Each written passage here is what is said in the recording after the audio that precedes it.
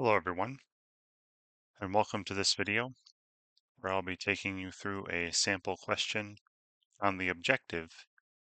Write the parametric equations of a curve in y equals f of x form by eliminating the parameter in trigonometric equations.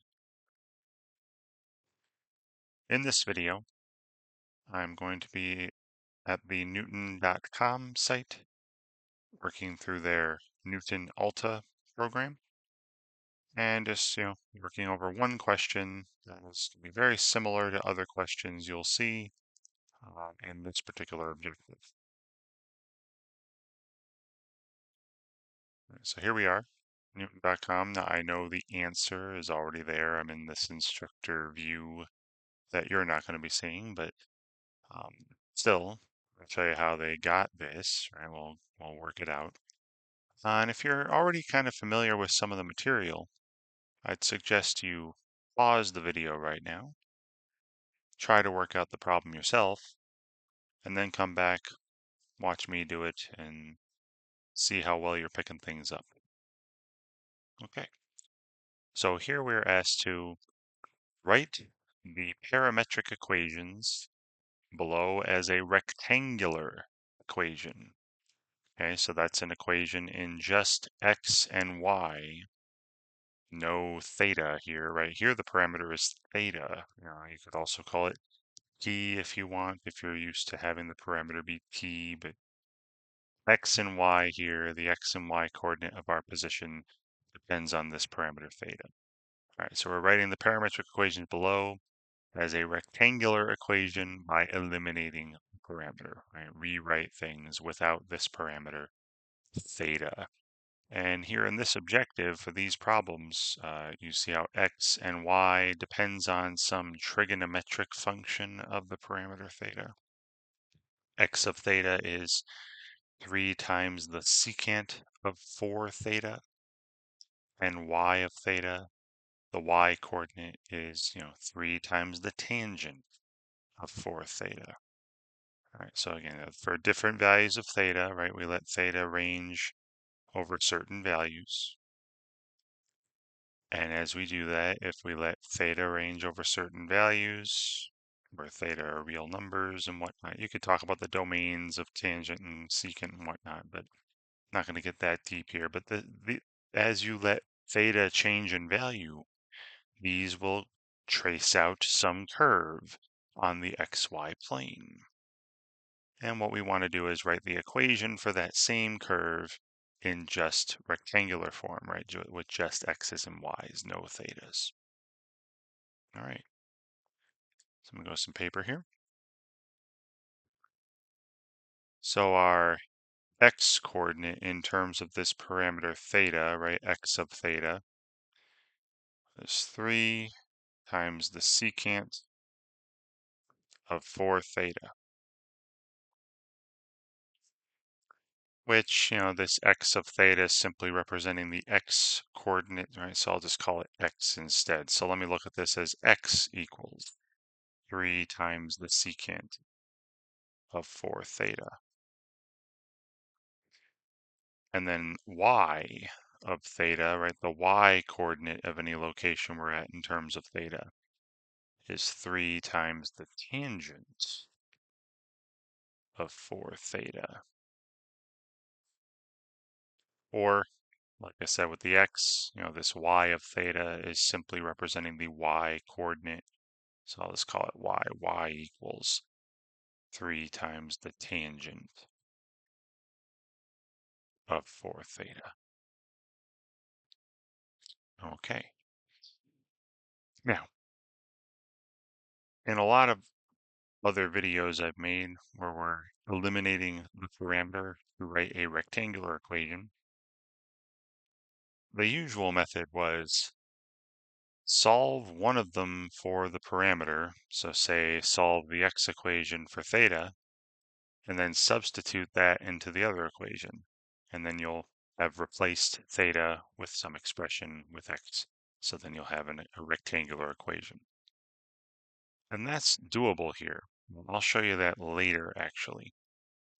But when it comes to working with the trig functions, I'm noticing that one of these is secant of, has a secant in it. The other one has a tangent in it.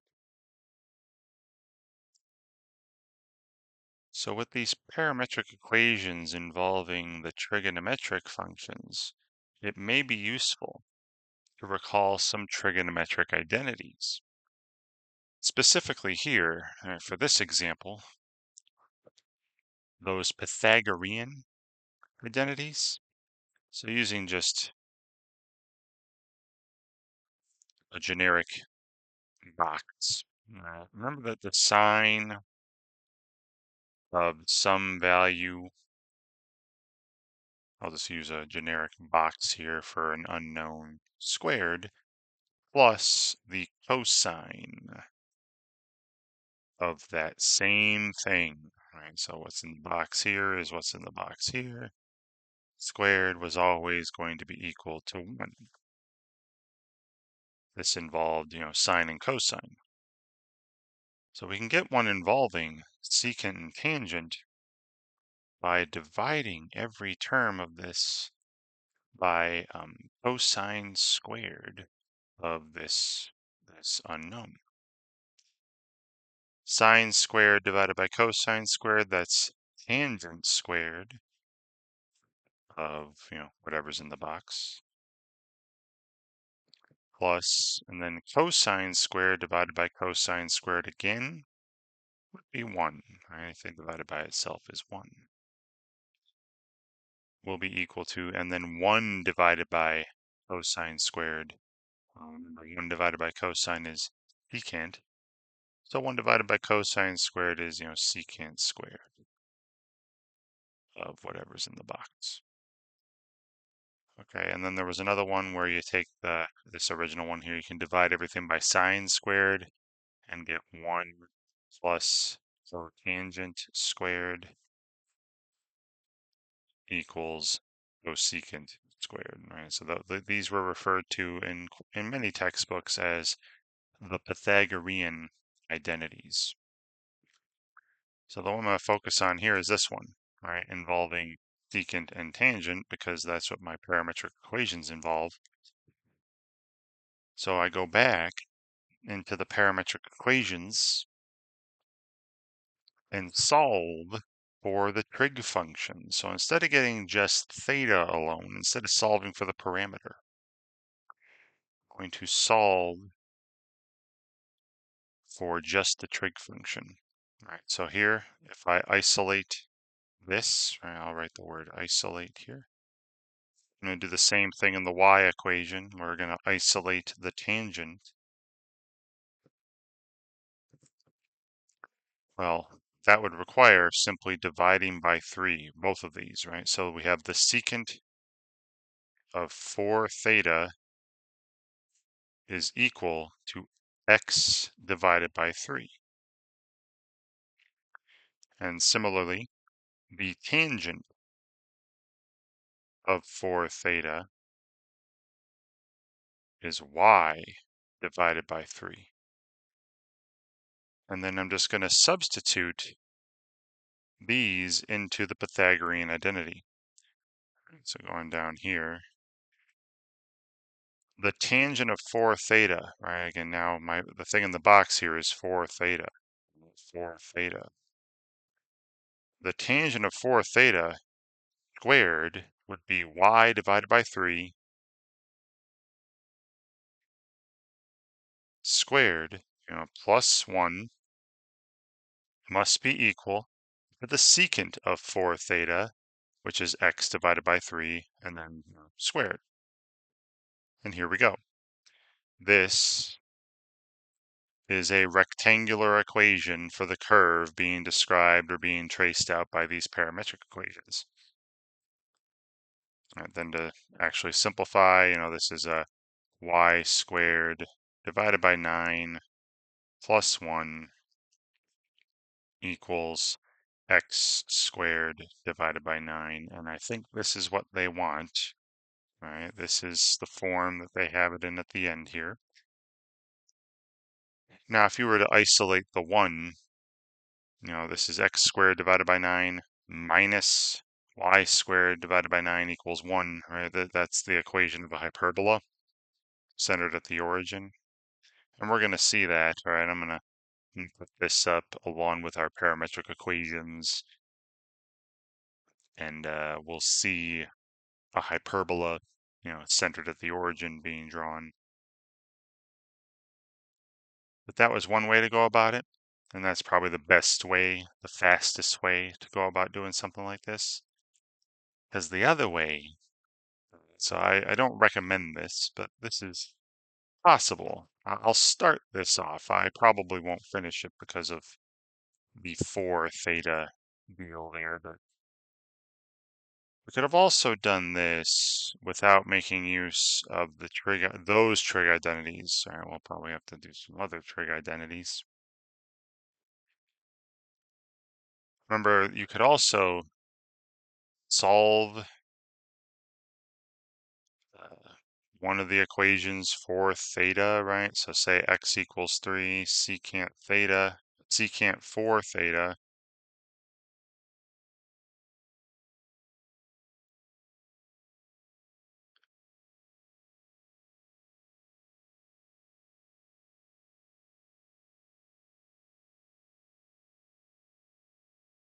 And then if you tried solving this for theta, you'd have x divided by 3 equal the secant of 4 theta. And then take, the inverse secant or arc secant.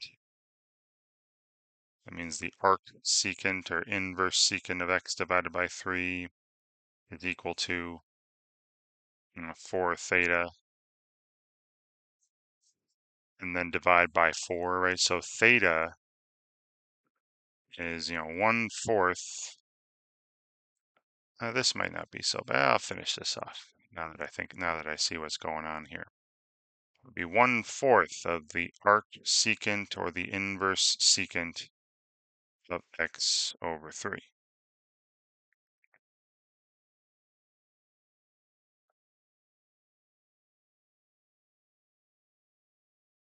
Okay. Well then, put this into the y equation, right? So we had y equals 3 times the tangent of 4 theta. And I'm going to take this and replace theta with it, right? Just theta. And then we'll get an equation that's rectangular. It's got x and y. It's just not going to be very nice looking according to most because of the trig and inverse trig functions being mixed. We'd have y equals, so I'll write sub here, right? Substitution. 3 times the tangent of, and then 4 times, and then here's our replacement. I'm replacing theta with 1/4, the arc secant or inverse secant. Sorry, that's a C, arc secant of x over 3. And this is nice, right? Where the 4 times 1/4 is 1, so we get our equation in rectangular form to look like this. Y equals 3 times the tangent of, and then 4 and 1/4 cancel, times 1/4 is 1. So we just have the inverse secant or arc secant of x divided by 3. And this is all good. This is technically a rectangular equation. And it's actually in the way they said, at the beginning of the objective, right? In the objective title, it was writing the equations in y equals f of x form, right? This is more like it. But quite often, when you have this trig function of an inverse trig function, you'll be asked to further simplify. All right, so I'm going to call this, remember the inverse trig function of a value. When you see inverse trig functions, inverse secant, inverse sine, inverse cosine, whatever, this is some angle measure, right? We're taking the tangent of an angle here. All right, and because theta has already been used, I'm going to call this alpha.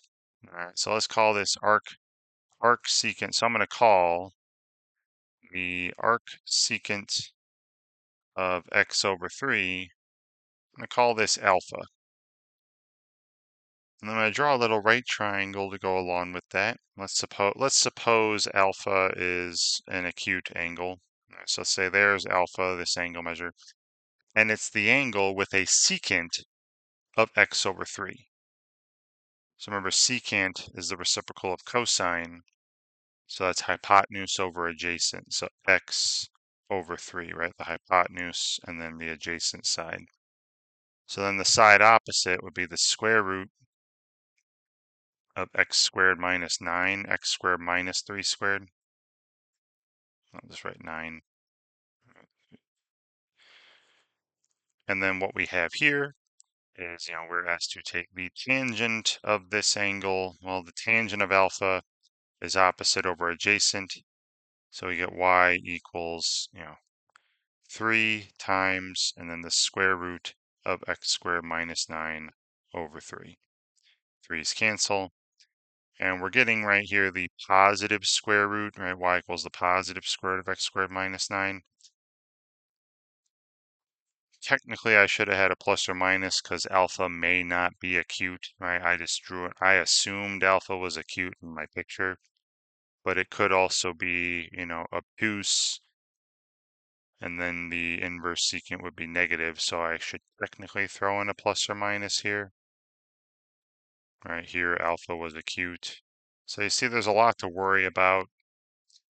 It would be negative if alpha was obtuse.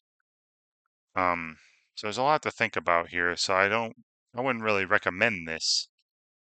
But what you're going to see, all right, I'm going to box this in. This is the same as our previous equation, all right? This is the same as this equation we found earlier that solved for y, right? If I were to subtract 1, multiply by 9, we'd have x squared minus 9 over here, and then take the square root of both sides. Y could be positive or negative square root. These square root of x squared minus 9. These are the same equation. There's two of them up here. One will be like the top half with the positive square root. That'll be the top half of the hyperbola. This hyperbola, remember. And the negative square root one will be the bottom half of this same hyperbola. So I'll type all this stuff in. All right, so I'm going to go to that desmos.com site now, and we'll verify all this. So I'm going to first enter the parametric equations. All right, now in parametric equations in Desmos, you have to enter the things as an ordered pair. So left parentheses, and then, 3 times this the x coordinate was 3 times the secant of 4 theta.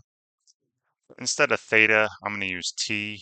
All right, so t is representing theta here. So we have 4 times the secant, 3 times the secant of 4t, 4 theta.